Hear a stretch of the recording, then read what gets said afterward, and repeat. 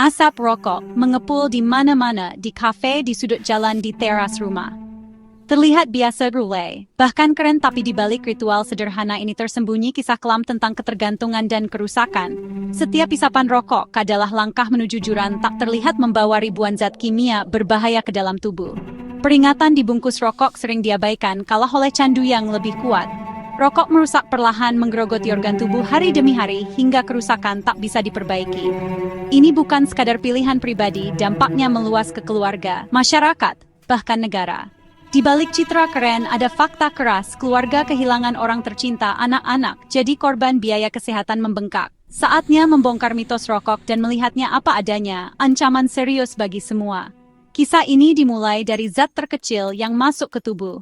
Setiap rokok yang dinyalakan sejatinya adalah pabrik kimia mini yang menghasilkan ribuan racun. Arsenik, formaldehida, karbon monoksida, semua masuk ke paru-paru, diserap darah, dan merusak organ. Paru-paru jadi korban pertama, tar melapisi alveoli, napas jadi berat, risiko PPOK dan emfisema meningkat. Jantung dan pembuluh darah juga rusak. Risiko serangan jantung dan stroke melonjak. WHO mencatat, lebih dari 8 juta orang meninggal tiap tahun akibat tembakau. Kanker paru, mulut, tenggorokan, kandung kemih, daftarnya panjang. Setiap batang rokok adalah undian menuju penyakit mematikan. Tubuh bisa memperbaiki diri, tapi terus diserang racun, pertahanan pun runtuh. Kerusakan terjadi kumulatif, menumpuk hingga titik kritis. Memahami kerusakan ini adalah langkah pertama untuk sadar bahaya rokok. Bahaya rokok tak berhenti pada perokok saja.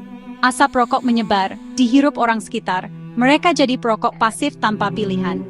WHO 1,2 juta kematian per tahun akibat asap rokok orang lain.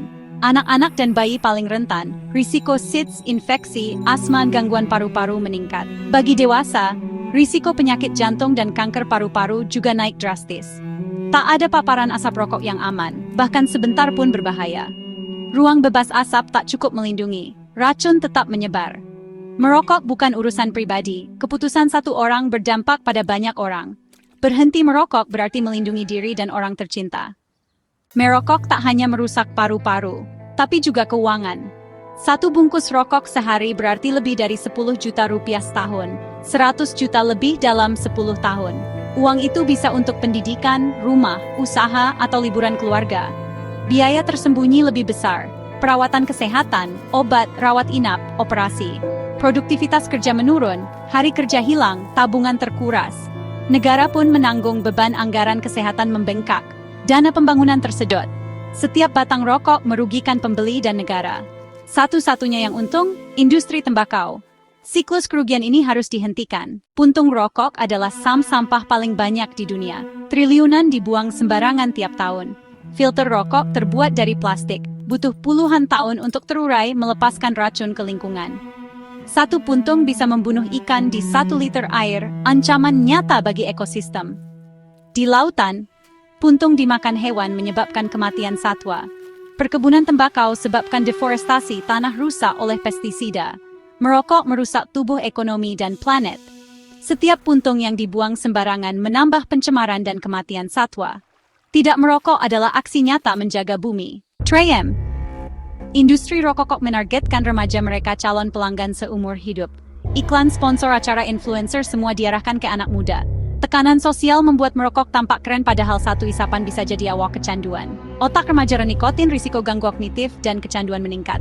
Industri rokok sengaja eksploitasi kerentanan ini. Perlindungan remaja butuh edukasi jujur, regulasi ketat, dan dukungan keluarga. Remaja harus dibekali kepercayaan diri untuk menolak rokok. Masa depan mereka terlalu berharga untuk.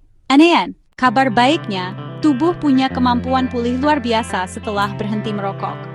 20 menit setelah rokok terakhir, tekanan darah dan nadi membaik.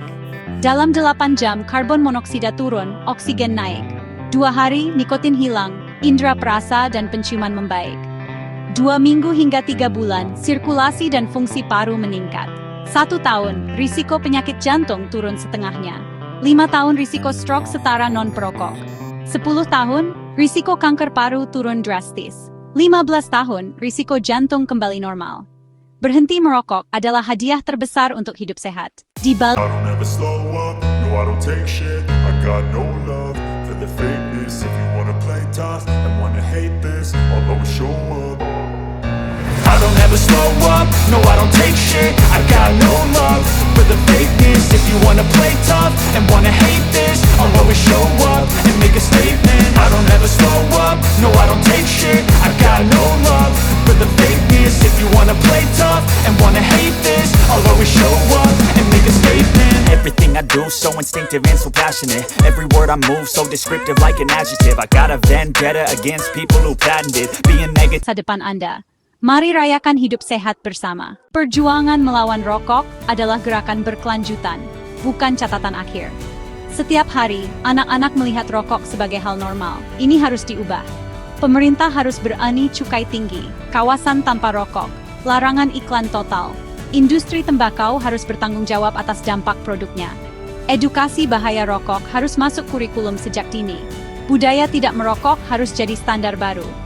Ini investasi untuk masa depan bangsa yang sehat. Undangan terbuka berhenti merokok. Jadi agen perubahan, perjuangkan udara bersih. Mari pilih masa depan bebas asap untuk generasi mendatang.